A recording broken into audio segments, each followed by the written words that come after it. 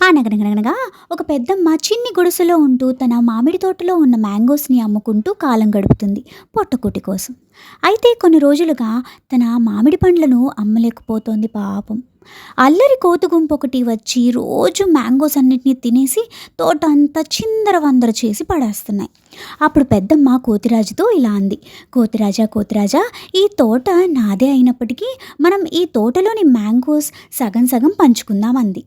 కొద్దిగా ఆలోచించి కోతిరాజు కూడా ఓకేలే అన్నాడు. మరుసటి రోజు నుంచి కోతిరాజు ఇంకా తన గుంపు మంచి రుచికరమైన తీయని పండ్లను తినేసి పనికిరాని పుల్లని వగరు పండ్లను పెద్దమ్మకు ఇస్తాడు.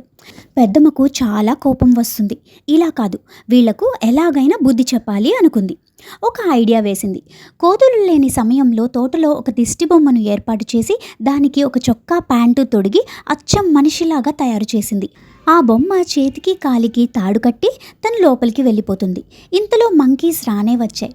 వాళ్లతో పెద్దమ్మ ఇలా అంది: ఇక ఈ తోట నాది కాదు, అదిగో అతనిది అని బొమ్మ వైపు చూపిస్తుంది. నేను తోటను అతనికి అమ్మేశాను, ఇక మీరు చూసుకోండి అంటుంది. కోతిరాజు నాకేం భయం లేదు అతనంటే, సరే నేను వెళ్ళి కనుక్కుంటాను అని చెప్పి బొమ్మ దగ్గరికి వెళ్ళగా ఈ మ్యాంగోస్ నావి అని కోతిరాజు అంటూ ఉండగా బొమ్మ ఏమీ మాట్లాడదు. దూరం నుంచి పెద్దమ్మ తాడును కదుపుతూ ఉంటే ఆ బొమ్మ చేతులు కాళ్ళు కదులుతాయి. కోతిరాజు ఇంకాస్త దగ్గరగా వెళ్ళి చూడగా కాళ్ళు కనిపించవు, కానీ కదులుతూ ఉంటుంది. అమ్మో, వీడు మనిషి కాదు బాబోయ్, తేడాగా ఉన్నాడు. దెయ్యం దెయ్యం దెయ్యం పరిగెట్టండి అని గట్టిగా అరుస్తూ కోతుల గుంపు మొత్తం వెనక్కి చూడకుండా పారిపోతాయి. తన ప్లాన్ సక్సెస్ అయినందుకు పెద్దమ్మ హ్యాపీగా తన మ్యాంగోస్ని మళ్ళీ ఎప్పటిలాగే అమ్ముకుంటూ కాలం గడుపుతుంది. ఇది కథ.